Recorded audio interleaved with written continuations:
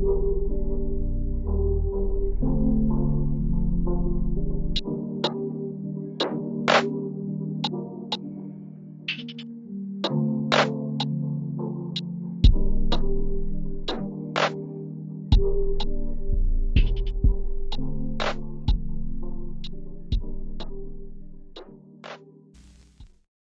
friend Dom Decision made his list. Made his list based off of statistics, not because he's from Toronto, which I love. It's so funny how people like don't understand what a statistical model is because they think that he puts Toronto players above and or high in the list because he likes them. Mm-hmm. That's just like not how stats work. It makes me laugh. I think it's quite funny. It's an oxymoron to say that there is such a thing as subjective stats. It's an oxymoron. And fine, like the only somewhat logical argument I could see is that maybe he cherry picks stats that would predispose Leafs players to be better. Yeah. But at the end of the day, when you're a good NHL player, you're good across all stats. Yeah, and like why would he risk like poisoning his own like reputation and integrity because he's a Leafs fan? Like that's just not what he does. Yeah. But it makes me laugh because Austin Matthews is at the top of this list. Let's give a little contextuality for this. Do you want to explain what this list means? Sure. Yeah. So he ranked the top 100 players. Him and Shayna Goldman, actually, we should give her credit as well. They ranked the top 100 players and they separated them into tiers. So there's tier 1, it's like 1A, 1B, 1C, and they do it for tier 2, 3, whatever, etc. Mm-hmm. Basically, just like it's not a consolidated 1 to 100 list. It kind of is, but it's like a tiered list when they have like groups of players that they put together, and it's based off of his GSVA stat, which is basically like it's essentially WAR for hockey. It's a better It's like WAR. That's the best way to describe it. That's the way I understand it. Tier 1 is MVP caliber players, so Yeah. I'm assuming he means guys that are heart worthy, have a chance to win the heart. Yeah. They break them up into 1A, 1B, 1C, and then tier 2 is franchise type player. Once again, 2A, 2B, 2C, and they keep going on with different nomenclature. My question for you is that, or I can go first, whatever you want. Like, are there any snubs here? I see a couple. One that was tier 1 glaringly bad, and a couple that, I don't necessarily disagree with, but I could have seen it go another way. The only like glaring, I don't even know if it's glaring, just because like the it's so tight between like 2A and like let's say 1C, but I think they're disrespecting my boy Kirill a little bit. That was also one of my snubs. Okay, go off. You take Kirill. But I just the problem is if you think someone's a snub, who does he replace in 1C? And I just don't know. Like I wouldn't take him over Kucherov. I ranked Kucherov ahead of him last week or 2 weeks ago. Sid is Sid. Maybe Barkov's so good. It's either Barkov or Yossi. Maybe do you think Yossi's a little overrated? Where is he right now? 1C. He's in 1C. Like, do you think someone in tier 2 could take Yossi out of 1C? Like, if there's a player to leave the tier 1, it's Yossi in my opinion. I think any NHL GM takes Kirill Kaprizov over Roman Yossi. I'm sorry. Roman Yossi is a phenomenal offensive defenseman, but defensively he's average. We've said this, and Kirill Kaprizov does the hardest thing in the NHL exceptionally well. He's only been in the NHL for 2 years?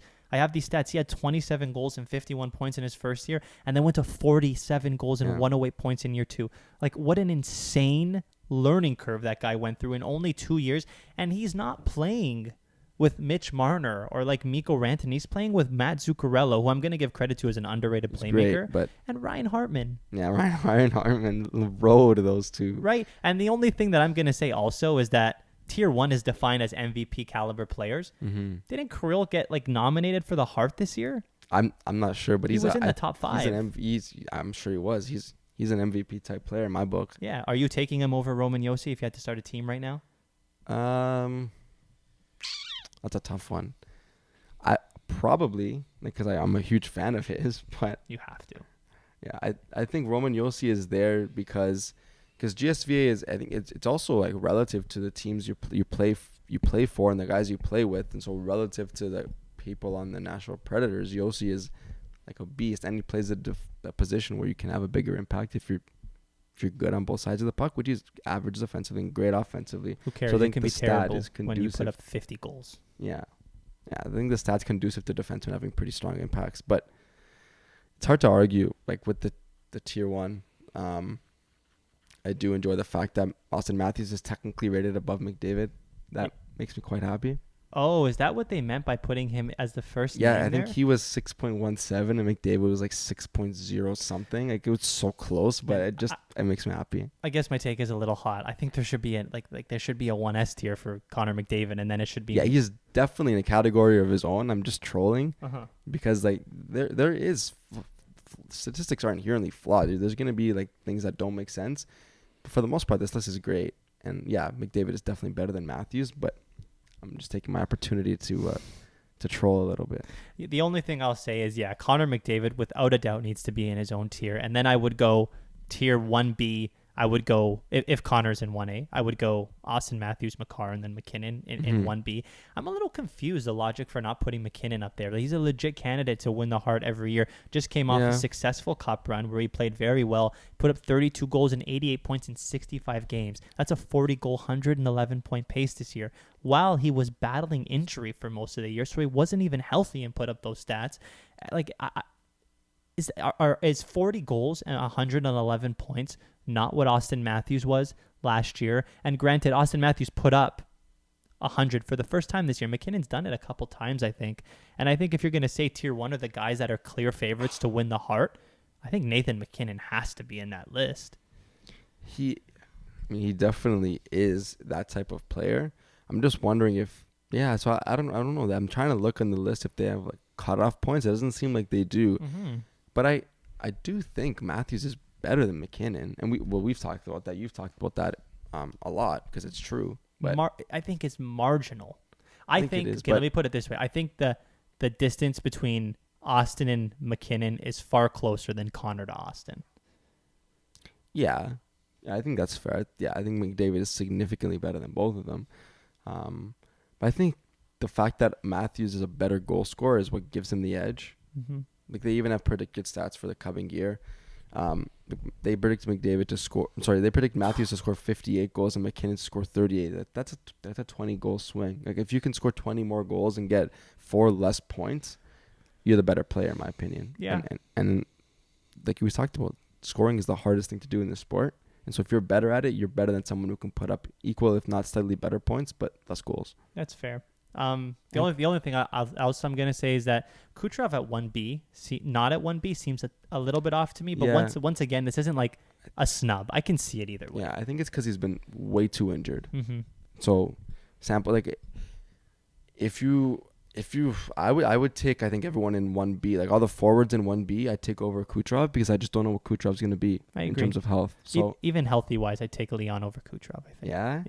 Yeah. I think he's a centerman and yeah, I think I would do the same, actually. Leon puts up 50 a year. He's a lock beast. for 50 a year. He's a almost. beast. Yeah, and I mean, Kucherov, when healthy, is a lock, and I mean a lock for 35 and a threat for 50, and I don't think that's a hot take. No, I don't think so. It's just true. 1C isn't terrible. You're right. It has to be because he's hurt. Because if he's not hurt, he's as good as a goal scorer as Leon Draisaitl. He has to be.